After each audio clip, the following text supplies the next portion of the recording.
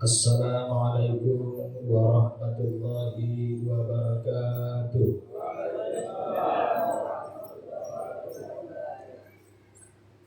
Innal hamdalillah wa syukrulillah asyhadu an la ilaha illallah wahdahu la syarika lah wa asyhadu anna sayyidana Muhammadan abduhu wa rasuluh amma ba'du. Bapak-bapak, ibu-ibu, hadirin wal hadirat yang dirahmati Allah. Pada bosan-bosannya kita panjatkan puji syukur kehadirat Allah Subhanahu wa taala yang mana pada malam ke-11 ini artinya sudah 10 hari kita melaksanakan ibadah puasa. Saya melihat wajah bapak-bapak, ibu-ibu pun sudah mulai letih. Entah letih puasa, entah letih tarawih, bisa jadi letih menengok Ustaz tiap malam. Tapi mudah-mudahan bersabar dan berdoalah semoga Allah senantiasa memberikan kesehatan kepada kita untuk dapat menghidupkan malam-malam Ramadan kita ini. Salawat dan salam kita lihatkan kepada Nabi kita Nabi besar Muhammad sallallahu alaihi wasallam. Allahumma shalli ala sayyidina Muhammad wa ala ali sayyidina Muhammad. Bapak Ibu, pada malam hari ini judul yang ditetapkan kedua mandau adalah ghibah dalam berkomunikasi dan bermedsos. Medsos ini media sosial Bapak Ibu. Handphone berarti ya. Kalau dulu kita kenal ghibah itu hanya dengan lisan saja. Tapi dewasa ini sudah lebih canggih dan lebih cepat. Caranya yaitu lewat HP. Hanya tinggal ketik, seluruh dunia bisa membaca. Baiklah Bapak Ibu, ghibah itu apa? Ghibah itu adalah membicarakan tentang orang lain yang dia tidak suka hal itu dibicarakan. Itulah makna dari kata ghibah. Tapi Pak Ustadz, yang aku bilang itu betul. Itu yang namanya ghibah. Kalau yang kita bicarakan itu betul, itu namanya ghibah. Kalau tidak benar, berarti fitnah. Ini masalahnya. Contohnya seperti apa? Kata Allah dalam surah Al-Hujurat, Bismillahirrahmanirrahim. Ya ayyuhalladzina amanu jtanibu katsiran minadz-dzanni inna ba'dadz-dzanni ismun wa la tajassasu wa la yaghtab ba'dukum ba'dan ayuhibbu ahadakum an ya'kula lahma akhihi maytan fakarihtumuhu fattaqullaha innallaha tawwabur rahim. Kata Allah, wahai orang-orang yang beriman, jauhilah oleh kamu sifat prasangka-prasangka. Karena sebagian prasangka itu adalah dosa. Jelaskan? Dan jangan kamu mencari kesalahan-kesalahan orang lain. Dan jangan kamu menggunjing satu sama lain. Sukakah kamu? Sukakah kamu seandainya memakan daging saudaramu yang sudah mati? Pasti kamu jijik. Maka bertakwalah kepada Allah. Sesungguhnya Allah Maha penerima tobat dan Maha penyayang. Jadi ada 3 contoh Bapak Ibu. Jadi ghibah itu ada 3. Yang pertama, jangan kamu berhindari oleh kamu prasangka-prasangka. Ini pertama. Prasangka itu seperti apa? Rupanya ada tetangganya yang baru. Agak lain pula, nampak ibu ini tetangga barunya agak sok segala macam. Dibuat di WA adalah kawannya. Bro, apa? Tetangga baru kita itu sombong kali ya? Kenapa rupanya kata ibu ini pula? Iya, gayanya kok belanja di warung macam orang kaya, sombongnya ikut sama pun tidak mau, padahal orang baru dia di sini. Kata dia. Oh iya bu, ya kata yang satu. Akan mulai kan? Mulai prasangka. Kemudian apa yang terjadi setelah 2 bulan? Ada perubahan. Di WA ada balik ibu itu. Oh bu, apa? Rupanya tetanggaku dia baik kan? Kenapa? Tiap hari ngantar sambal ke rumah. Ada apa? Artinya belum kenal dia sudah memberi penilaian, sudah berprasangka kepada orang lain, dosa sudah jalan. Ini prasangka kepada orang lain. Sehingga lampu merah ada pengemis, dia ngasih, memang ngasih, tapi sudah ngasih apa kata Islam sebelah? Aku mau kaya dengan orang pengemis ini. Kenapa? Dia nampak aku sehatnya, matanya itu sakit pura-puranya aja, itu dia kasih orang melihatnya. Dia sudah memberi, tapi tetap berprasangka. Pahalanya di mana? Dosa malah yang datang. Adalah prasangka. Maka jangan berprasangka. Itu yang pertama. Yang kedua kata Allah, ghibah itu mencari-cari kesalahan orang lain. Tidak suka sama pengurus, mulai dia cari kesalahan. Asal datang ke masjid dibacanya pengumuman. Ini uang aku kemana perginya? Sekian juta kemana? Saya mau dibahas. Apa pula pengurus ini? Kebetulan beliau Hamda baru pula Pak Bendahara kan? Mulai dia. Aku rasa bendahara di beliau Hamda baru. Jangan uang impan yatim itu dipakainya dulu katanya. Jadi mulai mencari kesalahan orang lain yang belum pasti. Yang kacau Ustadz itu kami kan Ustadz ini sering pula korban ini Pak. Ustadz ini kadang kalau beli baju ada serotan, kadang-kadang. Mulailah. Ustadz nampak cantik baju wah, gimana dapatnya uangnya? Mulai dicari kesalahan karena tidak ada faktor ketidaksenangan sama Ustadz ini mungkin. Rupanya tetangganya tahu, Ustadz itu dapat bantuan COVID katanya. Iya, berapa? 2.400.000 sama aja lah. Rupanya dapat bantuan COVID Ustadz itu. Ibu tidak tahu. Sementara orang sudah kemana-mana. Itulah namanya mencari kesalahan. Kemudian yang ketiga apalagi kata Allah SWT, menggunjing berkumpul beramai-ramai membicarakan kekurangan orang lain. Hari ini lebih banyak pengamat, lebih pandai pengamat. Tengoklah, ada pengamat politik. Kalau sudah bicara sekarang di televisi itu Pak, pemuak menengok macam biasa ada yang betul. Yang seorang pandai kan di koalisi sama ini maju, pandai lah gitu. Apalagi pengamat bola, pandai kan tadi itu. Yang sayap kanan dulu, umpannya dulu ke kiri, masuk diangkat yang kiri ini baru disuruh sama tiga itu. Boleh itu kan? Coba dia main dulu. Tentang terungkup di lapangan itu. Namanya pengamat ini selalu lebih pandai menilai orang lain. Apa yang berubah seorang lain dinilainya? Itu kumpulan menggunjing, membicarakan kekurangan orang lain, membicarakan aib orang lain. Ini dosa. Kata Allah tadi apa? Sama dia memakan bangkai saudaranya yang sudah mati. Ada abang dia udah meninggal hari itu ketika dia menggunjing, dia makan tadi dia ambil pisau dia kerap daging saudara yang mati tadi dia makan, sama dia dengan menggunjing tadi, sama dengan memakan itu. Bayangkan Bapak Ibu orangnya. Kan Allah suruh fattaqullah, maka bertakwa kamu kepada Allah.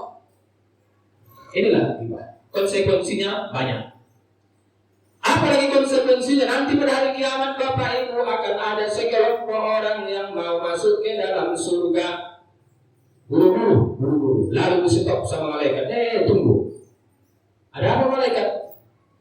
Kalian mau kemana? Kami mau masuk surga, malaikat. Apa alasan kalian masuk surga? Kami ini dahulu waktu hidup di dunia ahli berpuasa. Jangan puasa yang wajib, sunat pun kami laksanakan. Jadi itulah alasan kamu masuk surga. Iya. Masuklah kata malaikat. Apa yang terjadi Bapak Ibu ketika mereka mau melangkah masuk ke surga, datang pula sekelompok orang. Duhai Allah, Tuhan kami, tunggu dulu sebentar. Jangan dulu masukkan dia ke surga. Ini kan Allah Maha Adil, mahkamah keadilan. Itu nanti yang Maha Adil pada hari kiamat. Tidak ada yang merugikan satu orang pun. Dan tidak ada yang bisa beralasan, tidak ada yang bisa bersembunyi. Al-yawma nahtimu ala afwahihim wa tukallimuna aydihim wa tashhadu arjuluhum bima kanu yaksibun. Padahal itu kan tertutup semua buat ini. Hanya tangan yang berbicara, kaki yang beri kesaksian tentang apa yang dikerjakan semasa hidupnya. Mulailah. Ada apa kata malaikat? Dulu ya Allah, waktu kami sama-sama hidup di dunia, benar orang ini kami lihat ahli berpuasa, tidak pernah tinggal puasanya, yang sunat pun dia laksanakan. Tetapi wahai Allah, waktu kami hidup di dunia, dia pernah membuka aib kami, membicarakan kekurangan kami. Karena ada sekelompok orang ini sifatnya ini Bapak Ibu, kalau ada aib seseorang, kalau belum tahu satu RW ini, belum senang hatinya. Itulah kerjanya, saya jumpa. Udah tahu kamu? Itulah tidak tahu. Mulai nggak? Tutup. Saya mulai tahu. Barulah puas hatinya membicarakan kekurangan orang. Kalau bisa satu kecamatan ini tahu, mainlah medsos lah. Ini cepat membicarakan. Waktu itu ya Allah, kami tidak bisa melawan dia sebab dia itu orang yang kami takuti di tempat kami. Tapi hari ini wahai Allah, kami minta keadilan-Mu. Allah Maha Adil. Maka ditanya lagi, benar apa yang dikatakan oleh mereka? Benar ya Allah, itu aku akui. Paksa mengaku. Tapi wahai Allah, waktu itu aku tidak sempat bertaubat, meminta maaf. Rupanya yang berat adalah dosa gibah ini Bapak Ibu. Akhirnya apa? Baiklah kalau begitu, ambillah pahala puasanya ini, berikan kepada orang yang digunjingnya tadi, yang digibahnya itu. Kurangilah, ambillah pahalanya, diberikan sama orang tadi. Andai kan tidak bisa mencukupi pahalanya, menutupi kesalahan dia tadi, maka dosa orang yang digibahnya itu ditanggung oleh orang yang puasa tadi. Bapak Ibu yang setiap hari puasa menahan haus dan lapar, orang yang dapat keuntungan hanya gara-gara kita membicarakan aib orang lain. Makanya diingat oleh Rasulullah SAW, iyakum wal ghibata, awas kamu daripada ghibah. Awas kata Rasulullah. Fa'innal ghibata asaddu minaz zina. Sebab sesungguhnya kata Rasulullah, dosanya ghibah itu lebih berat daripada berzina. Bayangkan Bapak Ibu, ghibah ini membicarakan kekurangan orang lain, membicarakan aib orang lain, ternyata dosanya lebih besar daripada berzina. Kalau itu boleh zina bukan? Maksudnya bukan itu Bapak Ibu. Jadi zina itu sebesar apa dosanya? Kita lihat. Dosa zina itu dirajam, Bapak Ibu. Tapi ini hukum Islam, kita bukan negara Islam Pak ya. Ini kan menurut aturan, menurut sejarah Rasulullah SAW. Hukum orang berzina dirajam. Bagaimana dirajam? Ditanam badannya sampai dada, ditanam. Baru lempar dia kapal pakai batu, sampai mati. Itu hukum rajam. Inilah hukuman orang berzina, Bapak Ibu. Datanglah seorang perempuan, ya Rasulullah, ya. Aku ini ya Rasulullah telah melakukan zina sampai aku hamil ya Rasul. Tapi ya Rasulullah aku tidak mau gara-gara dosaku ini nanti aku masuk neraka. Aku diajak Allah. Oleh karena itu ya Rasul, tolonglah rajam aku, kata perempuan ini. Dan tidak ada yang bisa menghapus dosa selain rajam. Itu dosa zina itu Bapak Ibu. Beratnya. Apa kata Rasulullah? Pulanglah engkau dulu. Pelihara dulu hamilmu ini sampai engkau melahirkan. Datang lagi setelah melahirkan, dia datang lagi. Ya Rasulullah, aku telah melahirkan, inilah bagiku ya Rasulullah. Rajam aku ya Rasul. Tak minta rajam si perempuan tadi. Rasulullah melihat anaknya tadi masih bayi, masih butuh perhatian seorang ibu. Apa kata Rasulullah? Wahai perempuan, pulanglah engkau, besarkan anakmu ini. Nanti baru kau datang lagi. Terakhir Bapak Ibu, setelah anaknya itu mulai besar, dia datang lagi, dia tetap minta dirajam, akhirnya dirajamlah perempuan itu hingga mati, ditanam sampai dada, baru lemparlah kepalanya pakai batu sampai mati. Inilah hukuman berzina. Begitulah beratnya hukum berzina itu Bapak Ibu. Makanya jangan dekat-dekati zina, jangan. Tapi meskipun berat dosa zina itu, lebih berat dia menggibah, lebih berat.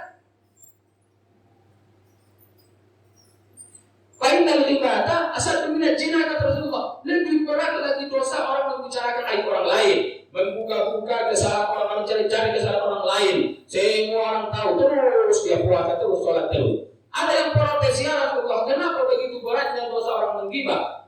Kata Rasulullah, orang yang berzina apabila dia datang kepada Allah, minta ampun, bertobat kepada Allah, menyesali perbuatannya, berjanji tidak melakukannya lagi, pasti Allah akan ampuni. Wa qul ya ibadiyallazina asrafu ala anfusihim la taqnatu min rahmatillah. Pasti Allah akan ampuni. Jangan pernah putus asa akan rahmat Allah.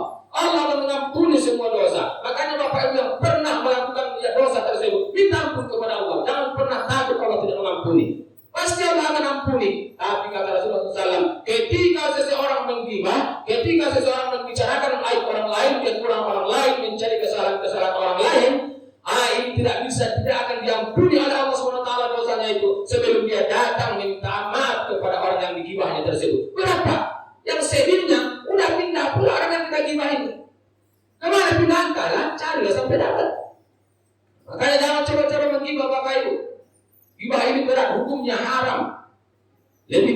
pada dosa zina. Dosa zina itu termasuk dosa besar. Nomor termasuk dalam lingkaran 7 dosa besar zina. Tapi lebih berat lagi dosa riba. Hati-hati. Oleh karena itu Bapak Ibu yang berbahagia, tentunya sebagai orang Islam yang beriman, tentunya kita ingin seluruh ibadah-ibadah kita ini jangan sampai terganggu dan diterima oleh Allah Subhanahu wa taala. Oleh karena itu hindari sifat-sifat iri hati, sifat-sifat benci. Hati itu jangan dibiasakan untuk selalu berprasangka-prasangka kepada orang lain. Kata Allah Subhanahu wa taala terus tadi bahwasanya 3 ini marilah kita hindari.